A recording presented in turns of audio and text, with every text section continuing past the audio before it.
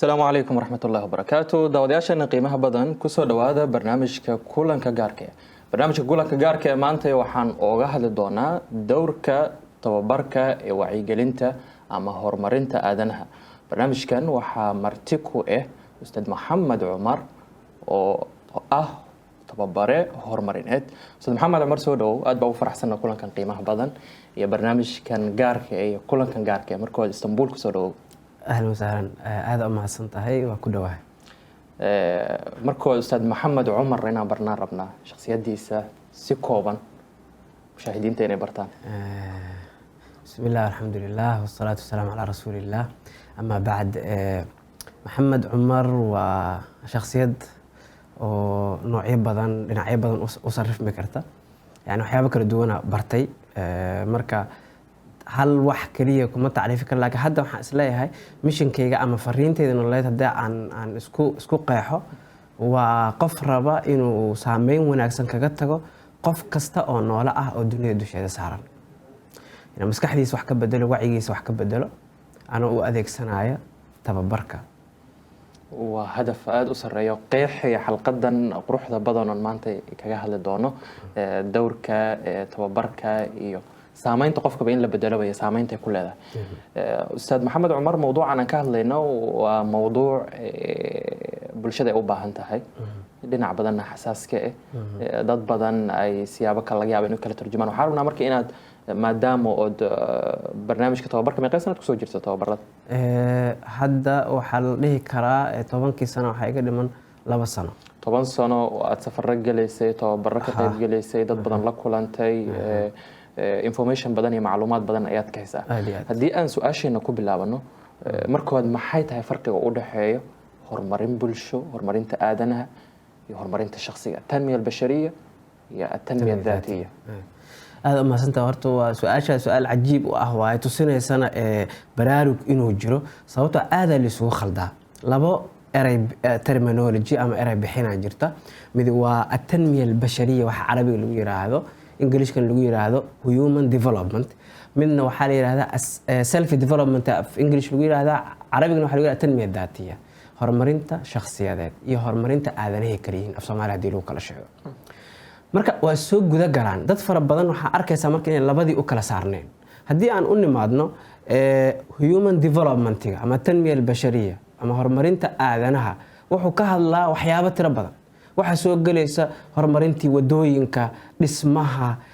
ilaalinta xuquuqdii dhinacyadeeda kala duwan tii caruurta tii haweenka waxa soo hosgalaya caafimaadkii waxa soo hosgalaya aqoontii waxa soo hosgalaya technology dhinacyo badan sida daradeeda waxa arkaysa qaramada midoobay kale in waxyaabaha dawladuhu ay ku tartamaan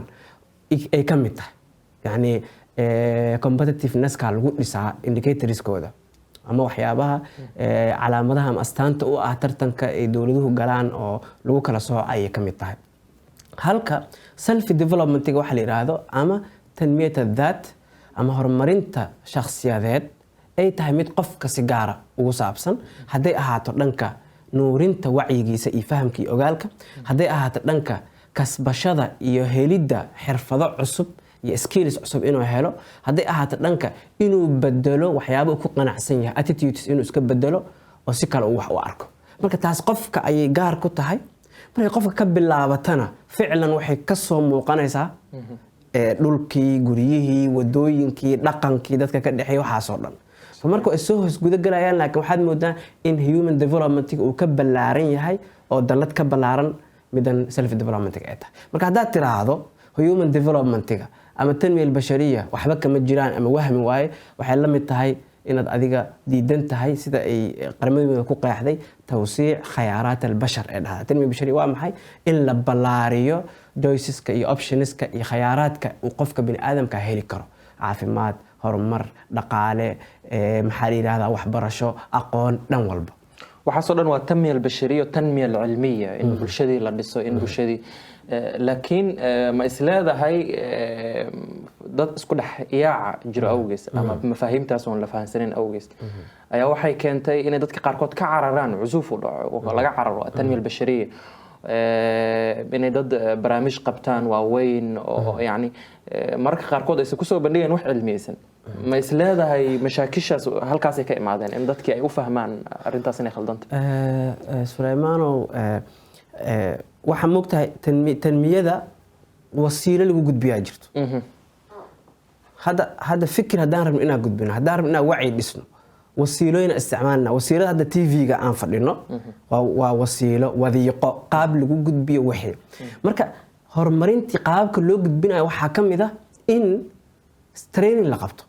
tababar la sameeyo seminar la soo jeediyo tadriib la sameeyo fatadriibkaas ama seminaarkaas wuxuu leeyahay saddex xagal waxyaabaha keenaya marka inay wax isku qaldamaan oo dadka qaar saa sheegaysay wixii oonan tayo lahayn ama wixii magac weyn inta loo bixiyay aanay waxba ka soo bixayn ee arkayaan waa maxay waxaa ka maqan wixii lagu qiyaasi lahaa saddex xagalkaas maqan tababarku marka saddex xagal uu leeyahay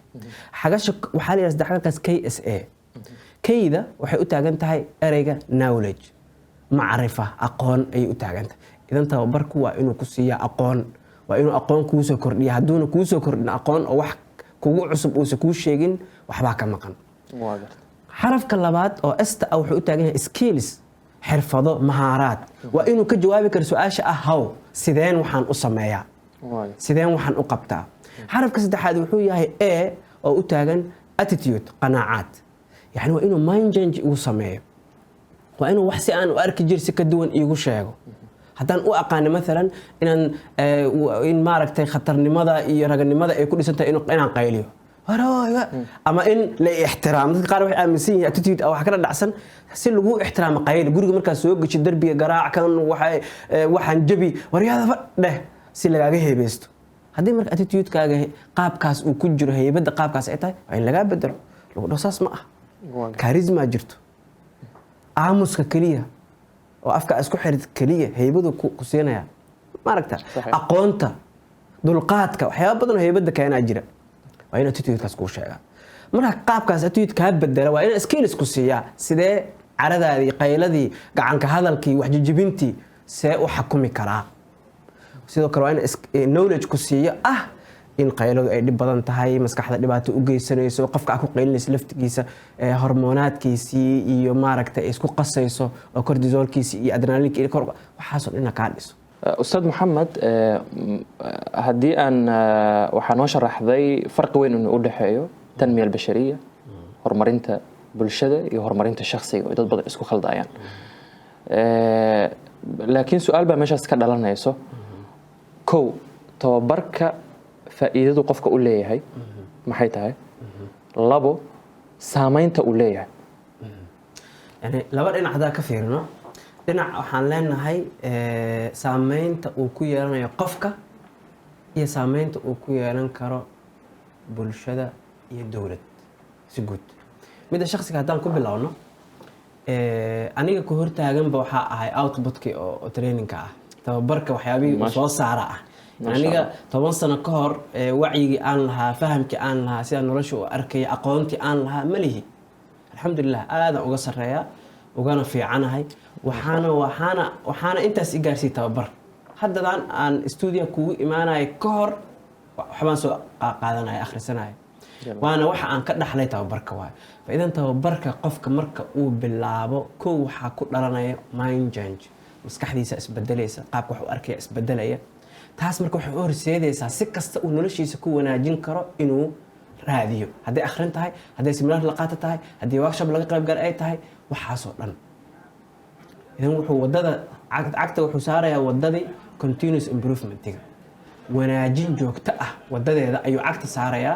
marka waxa uu wadayaa noloshiisa inta ka dhiman in naftiisa wanaajiyo sababtoo ah adduunyada aan ku noolnahay waxyaabaha aan u joogno waxa kamid ah testiga aan u joogno marayno in mar walba caqabada iyo challenges nala soo gudboonaadaan aan challengeskaas solutions u raadin marka qofka self developmentiga uu qaato khadkiisa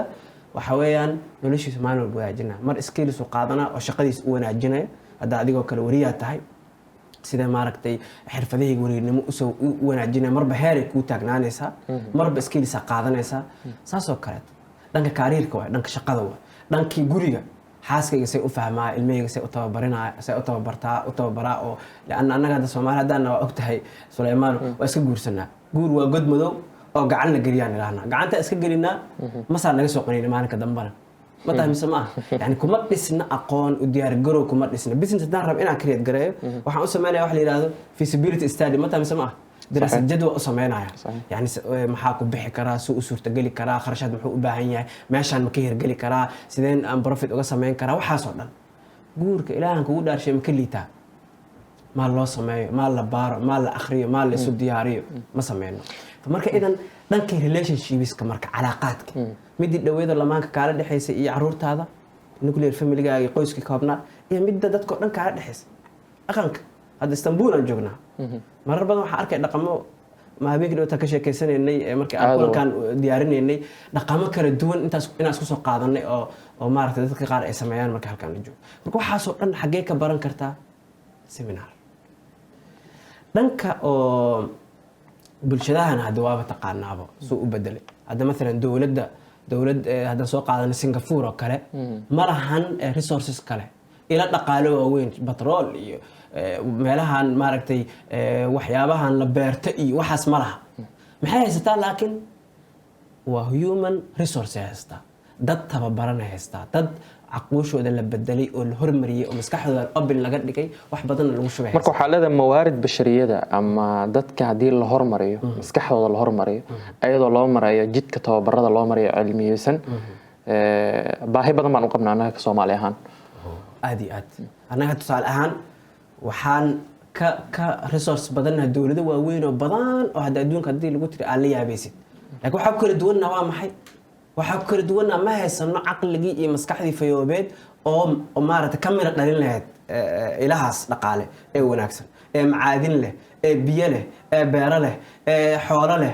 kamira dhalin ma haysano saddeed waa ka baahannahay waa isdileynaa waa isbaabi'inaynaa faqri iyo jahli iyo wacyi liidasaan ku jirnaa halka Japan oo kale laga yaabo gaariga aad ku wadatid Istanbul oo kale in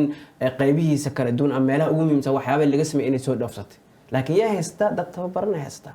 hadda tusaale ahaan hadii Soomaaliya dhan la wado oo Jarmalka la geeyo Jarmal oo dhan la soo raro Soomaaliya la keeno 10 sano kadib Soomaaliyana jannay noqonaysaa aad u qurxonaanaysaa Jarmalka muxuu noqonayaa kharaab لأنه laga carabo okay oo wasakh ah oo dugaafada oo jajaban sababta waa maxay qofka waay maskaxda qofka waay marka waxaan u baahanahay waxa waay inaan xoog saarno wacyiga bulshada iyo horumarinteeda midka qofeedna ka bilowna macna ani taas xalku arkaa dad far badan hadda ka hor hashtag waxaan leeyahay ogsoonow leeyahay oo Facebook aan waxyaabaha afkaarta ugu soo dhacdaan ku soo qoray waxaan ku soo qoray ogsoonow isbeddelku kama bilowdo madaxtooyada ee wuxuu ka bilowdaa madaxaaga rag fara badan oo saaxiibana qaarkood jaamacad soo dhiganayna ay dagaalamay marka waagaasna waxay ka agdhawad xilligii Rabiic Carabiga iyo waxay u fahmeen inaan siyaasad ahaan iyo ka soo horjeedo waxyaabahaas laakiin waxaan ka wada ficlan inta ku mashquulsanahay hebela khaldan madaxweyne fiican maahan horta adiga maxaa ka bedeshay laana nabiga sallallahu alayhi wasallam kama takuununa yuwalla alaykum madaxweynahan cirka kama soo degin waxa soo saaray wacyigii iyo ogaalkii bulshadeed ee collective-ka ah ee urursana ee lahayna soo saaray output-kiisi waa haddaan kaas wax ka bedelin marka kanna waxba iskama bedelayaan marka ani waxa aaminsanahay qof walba haddii doorkiisa saxda uu ciyaaro uu qaato maskaxdiisa wax ka bedelo maxaa imaanaya shacab wanaagsan oo saalix ah oo soo saara hoggaan hanuunsan maadaama anaga Soomaali ahaan u baahannahay in la hormariyo mawaarid bashariyadeena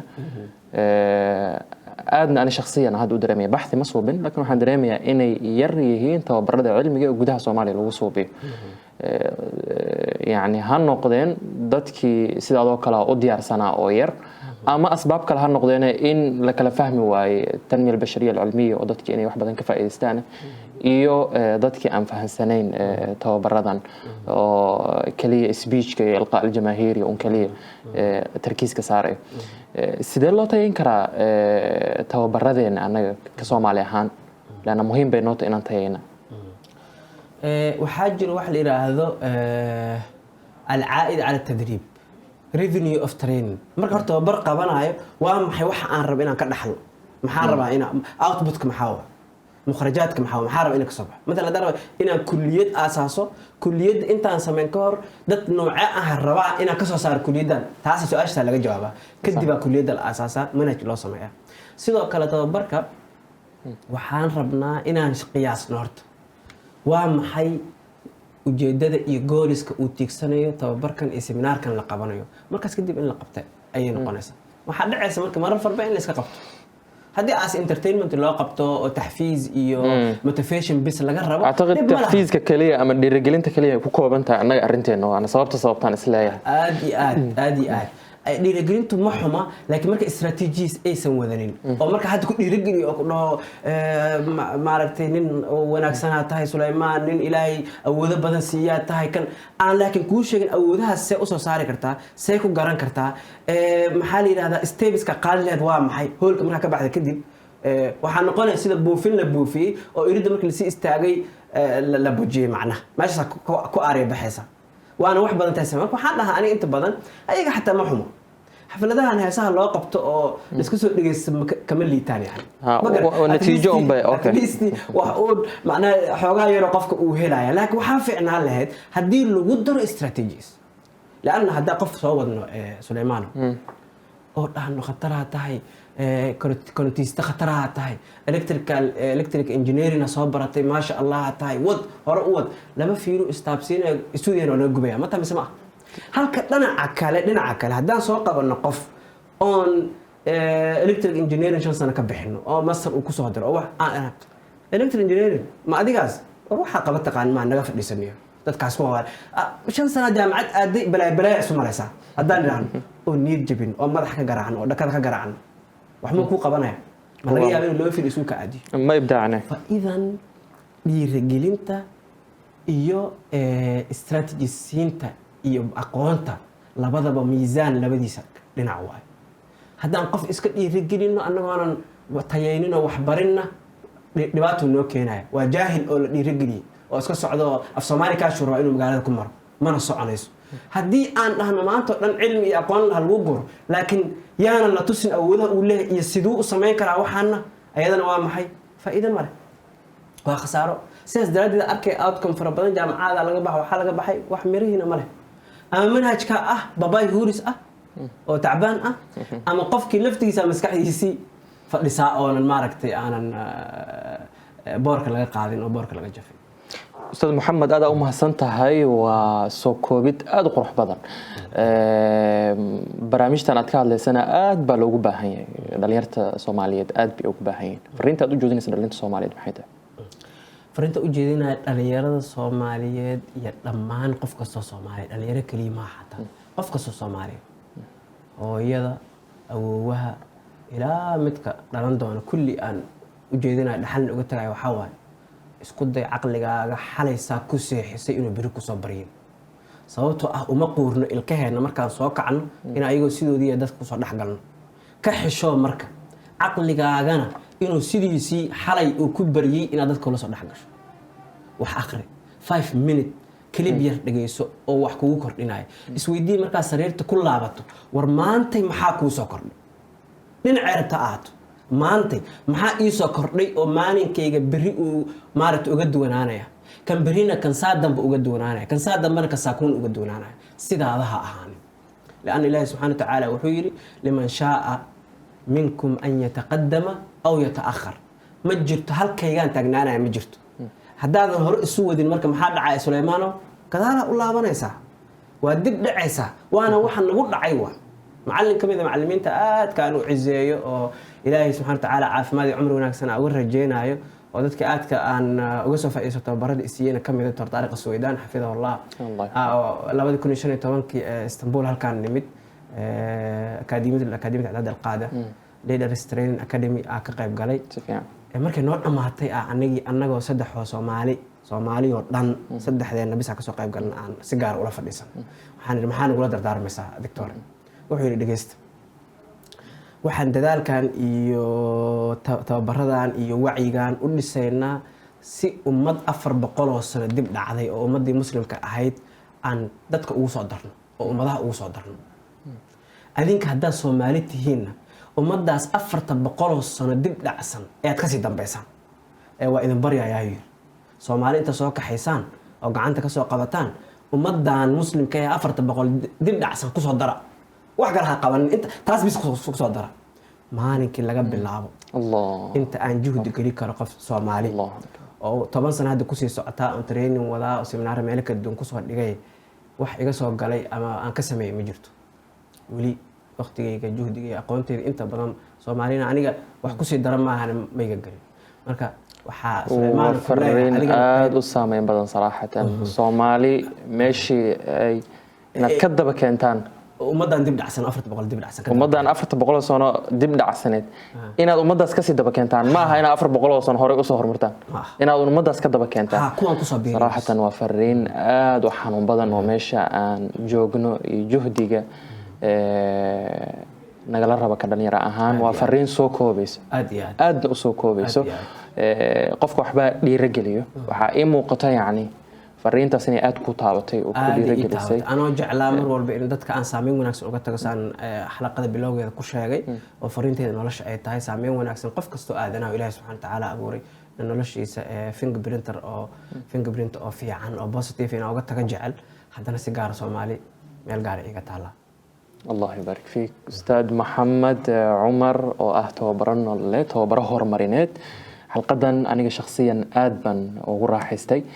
dad badan wax badan ay ka faa'iidi doonaan waan jeclaan lahaa in intaan ka sii dheeraato insha Allah mar kale Istanbul aan ugu soo noqon doontaa barnaamij kalena waynu qaban doonaa daawadayaal inta ka gaareyno barnaamij kale iyo marti cusub waxaan leeyahay sidaas iyo nabadgelyo